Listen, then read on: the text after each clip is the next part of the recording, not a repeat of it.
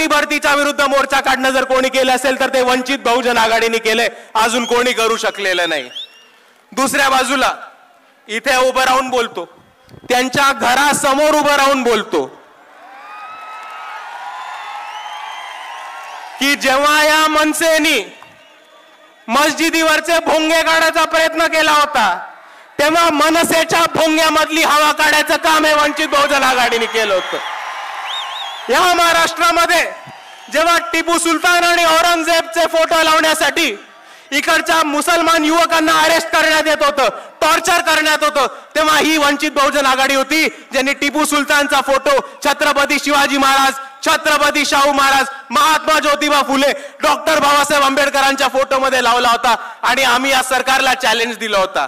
दुसऱ्या बाजूला हेच ते बाळासाहेब आंबेडकर होते जे औरंगजेबच्या मजारीवरती गेले होते आणि या व्यवस्थेला, RSSला आणि BJPला चॅलेंज दिला होता की इकडचे मुस्लिम पोरं तर फक्त स्टेटस ठेवतात, आमच्या स्टेजवरती टिपू सुलतानचा फोटो आहे, बाळासाहेब औरंगजेबच्या मजारीवरती गेलेत, तुमच्यामध्ये हिम्मत असेल तर आमच्या विरुद्ध ऍक्शन घेऊन दाखवा।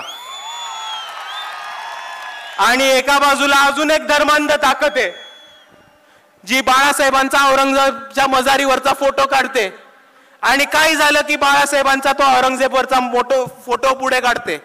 या कट्टर हिंदुत्ववादी लोकांना, या धर्मांध लोकांना मला एकच गोष्ट आठवण करून द्यायची की तो कोरोना काळ आठवा, जेव्हा या महाराष्ट्रामधली आर्थिक परिस्थिती ढासळली होती आणि या महाराष्ट्रामधले सगळे मंदिरं बंद पडली होती, तेव्हा हे तेच बाळासाहेब होते ज्यांनी पंढरपूरमध्ये विठोबाच्या मंदिरावरती आंदोलन केलं आणि अख्ख्या महाराष्ट्रामधले मंदिरं चालू करून देणारे हिंदू नागरिकांसाठी सुद्धा बाळासाहेब आंबेडकरच होते।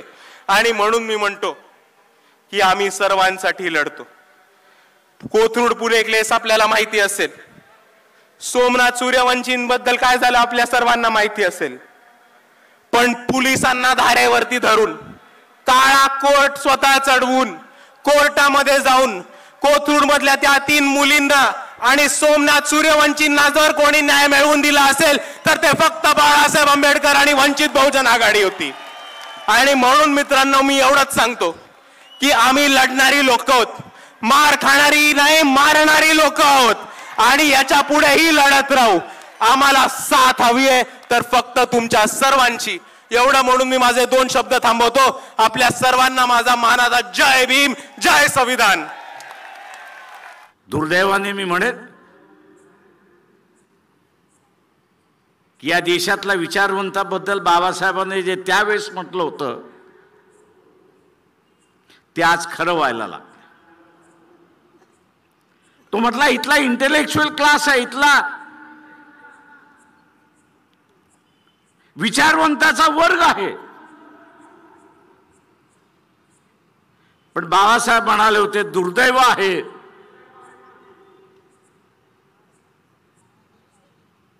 की ऑनेस्टी जी आहे, प्रामाणिकता जी आहे ती मिसिंग आहे, ती नाहीच आहे।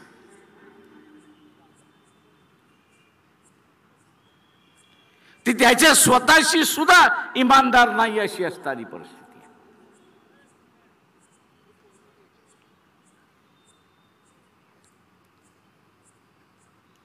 आणि म्हणून जोपर्यंत हे संविधान आहे तोपर्यंत आपण सारा देश म्हणून जिवंत आहोत हे असताना लक्षात घ्या।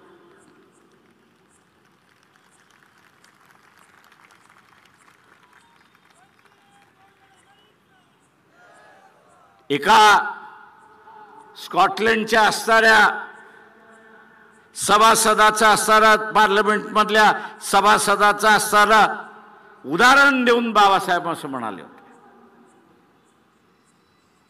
की तुमची इच्छा असेल की आमच्यावरती राज्य करावं। त्याच्या भाषण बाबासाहेबांनी तिथं असणारं मांडलं होतं आणि त्यांनी असं मांडलं की तुमची इच्छा असेल की आमच्यावरती राज्य करावं, पण आमची इच्छा आहे की आम्ही स्वतंत्र राहायला पाहिजे, त्याचं काय? तो म्हटला संघर्षाशिवाय दुसरा मार्ग नाही काय का तुम्ही आमच्यावरती राज्य करायला बघाल आणि आम्ही स्वतंत्र राहिलं पाहिजे याच्यासाठी आम्ही लढत राहणार, संघर्षाशिवाय दुसरा काहीच अर्थ नाही। ए मोहन भागवत आव्हान करतो तुला, की जे संविधान बदलतोयस ते म्हणतोयस, जे संविधान बदलतोयस ते म्हणतोयस, 15 दिवसामध्ये तुम्ही दाखल केलेलं असणारं संविधान या देशामध्ये चर्चेला सुरुवात करा. हे बाबासाहेबांनी लिहिलंय म्हणून आम्ही म्हणत नाही.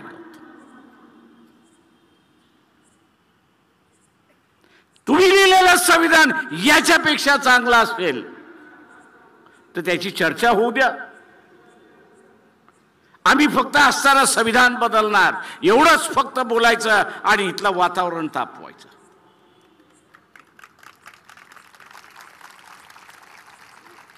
आम्ही संविधान बदलणार एवढंच म्हणायचं आणि वातावरण तापवायचं.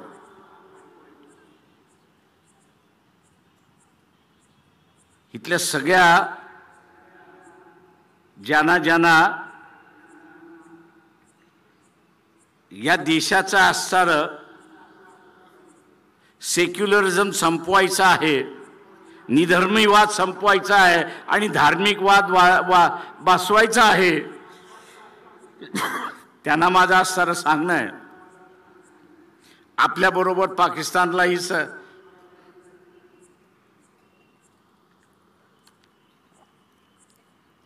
आपल्याबरोबर पाकिस्तानलाही स्वातंत्र्य मिळालं. ईस्ट पाकिस्तान, वेस्ट पाकिस्तान 80% दोन्ही भागातली जनता ही मुस्लिम धर्माचे होते. धर्म हा त्यांचा आधार होता. पण 71 मध्ये 70-71 मध्ये वेस्ट पाकिस्तानने ईस्ट पाकिस्तानवरती अत्याचार केले. त्यांची असणारी लोकशाहीतली मेजॉरिटी त्यांनी असणाऱ्या स्वीकारली नाही. युद्ध झालं, नवीन बांगलादेश निर्माण झाला. नवीन बांगलादेश या ठिकाणी निर्माण झाला. ताजं उदाहरण आपल्याकडे आहे की धर्माच्या आधारित राष्ट्र हे कधी टिकत नाही.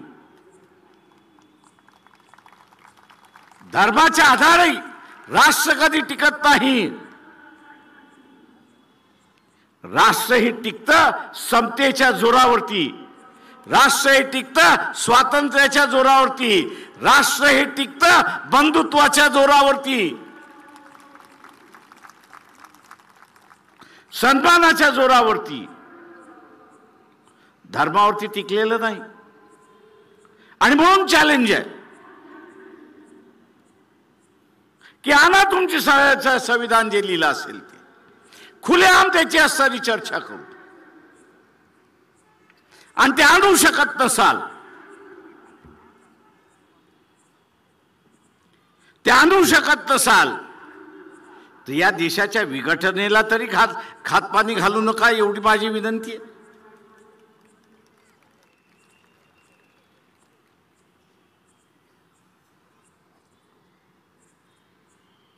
वैचारिक भांडण हे वैचारिक भांडण राहील.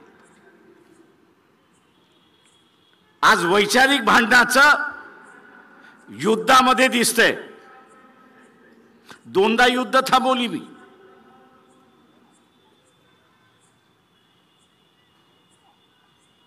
एक युद्ध ओबीसी आणि मराठ्यांमधला कोविडच्या अगोदरचं,